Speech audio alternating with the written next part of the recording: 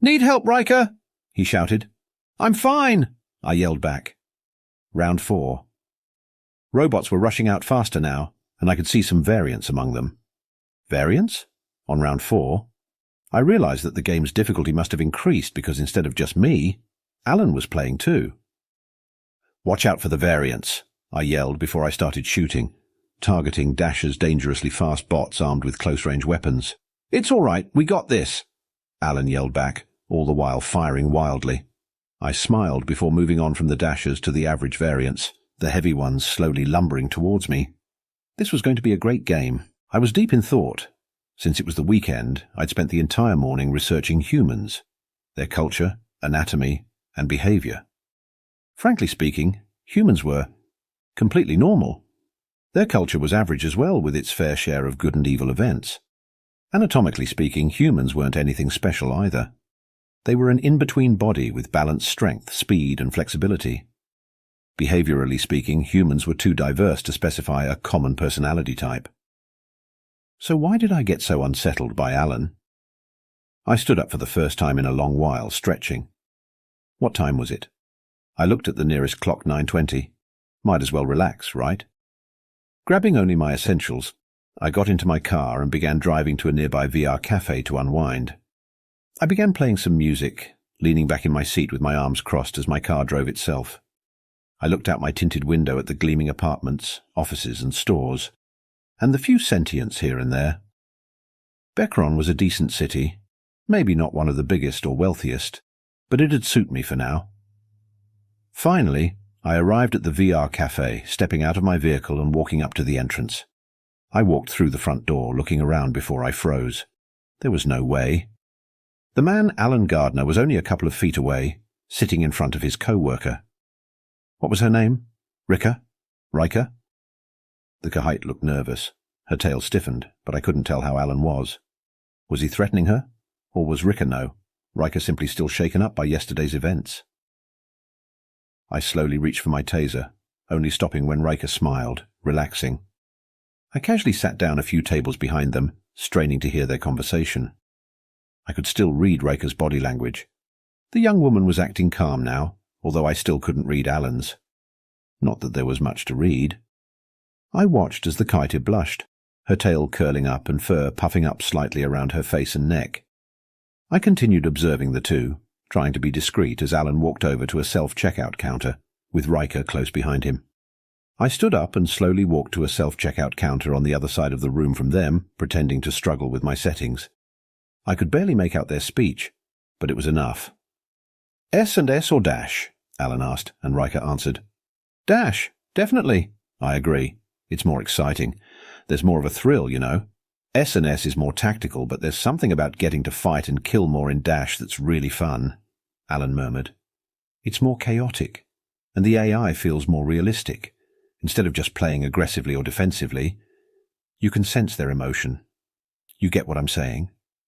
They can act scared and run away, and you get to hunt them down," Alan said, and I stiffened, my antennae straightening. Who was this guy? I'd need to perform a background check on him for sure. Suddenly a bot rolled up beside me. "Do you require assistance?" It beeped, and I panicked. "I do not. Go away," I hissed, but it persisted. "Please repeat your statement in a slow, clear manner." "I do not require assistance," I said as loud as I dared, turning around to see Alan and Riker heading towards the elevator to their VR room. Luckily they hadn't noticed me. I could thank my black chitin and small frame for that. Not in the mood for VR anymore, I hurried back to my car, looking into the civilian database. I typed in Alan's name and, luckily, there was only one result. Sure enough, it was him. Alan Gardner, 26, 23 galactic years. 5/10 date of birth, April.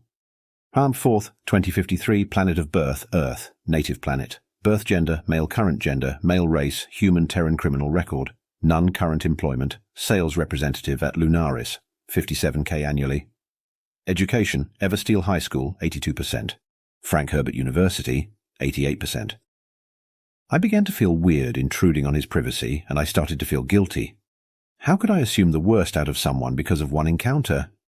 No, I hardened my resolve. There was something wrong with that man, and I was going to find out what. I switched from him to his co-worker Riker.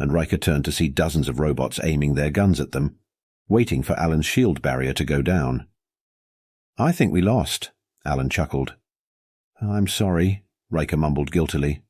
"It's not your fault," Alan answered, opening his UI and ending the game. Riker let out a sigh of relief as she took off her headset, panting.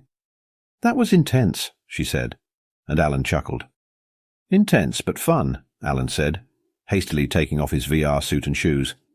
Riker pulled out her phone, looking at the time. 10:14.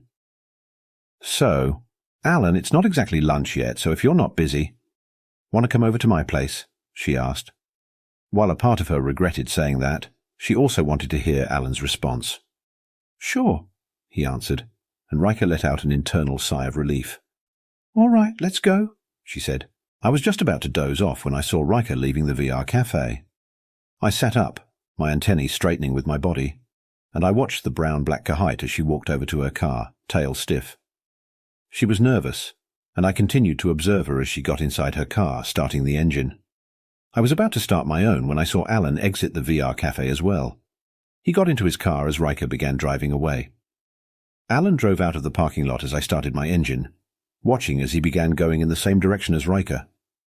I began following him at a safe distance, and as we turned around a corner, I realized he was following his co-worker.